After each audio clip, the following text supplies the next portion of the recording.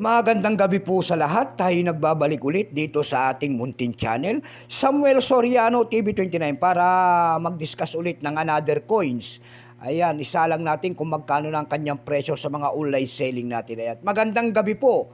Ayan, sa ating mga subscriber, Luzon, Visayas, Mindanao, kung saan kayong panig ng mundo po. Ayan, magandang gabi po sa lahat.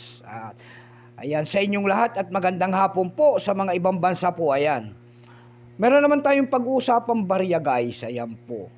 Yan naman pong hindi pa po nakapag-subscribe dito sa ating YouTube channel. Anyayahan ko lang sana kayo at malaking tulong na po o bagay ang inyong gagawin. Tulad na lamang po ng pagpindot ng ating subscribe button, like and share para ma-update ko kayo sa mga latest ko pang gagawin mga video ko. Maraming salamat po sa lahat na nanonood doon sa ating FB page. Ayan. Doon sa aking FB page po, Samuel Soriano, ayan, maraming salamat po sa mga nanonood doon. Lalo na yung mga nakakapalo doon sa akin and then yung nagbibigay po ng mga star. Thank you so much sa inyong lahat kung saan kayong dako ng mundo po. Ayan, maraming salamat sa inyo. Ang pag-usapan po natin ay mga sinaunang barya. Ayan, year 1990. Makikita nyo po ang isang imahe ng isang lalaki. Ayan, nakaharap po sa kaliwang bahagi. Ayan, malapit sa kanyang baba ang kanyang pangalan, siya po si Andres Bonifacio, ang dakila nating bayani in the year 1990, mint mark in the Republika ng Pilipinas. Pagkatalikod natin, makikita rin naman natin ang isang imahe po ng 2 pesos and then nyog. Ayan, kung tawagin na scientific name ng nyog niya yan, ayan o, kitang-kita pa po, Cocos Nocifera. Bago tayo magsimula sa ating talakay, kilalanin mo muna natin siya para makita natin ang kanyang presyo.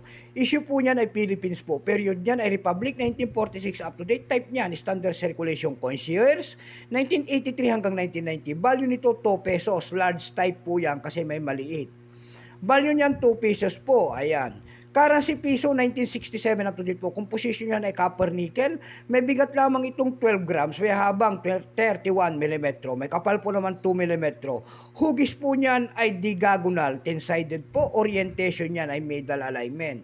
Itinigil naman ang paggamit ng Pilipinas sa barya na ito noong January 2, 1998. Number NDAS 3750. Reference number KM-244. Ito pong year 1990, ito po ay 31%. Ayan. Kung ilang piraso naman ang ginawa, wala pa tayong maipakita ang ating Bangko Sentral sa ating hawak na coins. Pero may price na po yan doon sa ating numista.com. Yung kanyang fine ay 30, very fine ay 35, almost extra fine ay 42. Ayan. Nalilito na, pasensya na po. Dako tayo sa kanyang presyo. Ayan. Excuse me po. Doon sa ating ebay.com, mayroon tayong nakita nagbebenta doon ng rare coins daw ito, $28 po. Nasundan ito ng $8.20 and then yung pinakamalit po ay $7.